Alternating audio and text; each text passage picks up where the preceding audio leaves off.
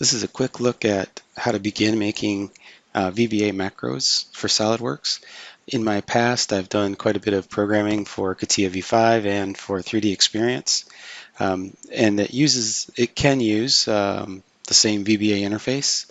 So if you've done some macroing with CATIA V5 or 3D Experience, this will at least initially look pretty comfortable. So I found some examples that come along with the installation of SOLIDWORKS.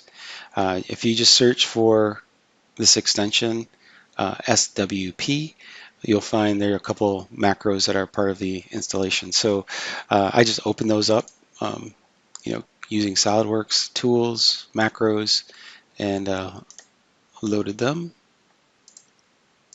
here.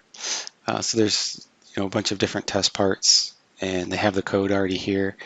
Just for fun, I added this message box, so it'll display the name of the product that gets opened, or the assembly that gets opened by this function. So let's go ahead and execute the function.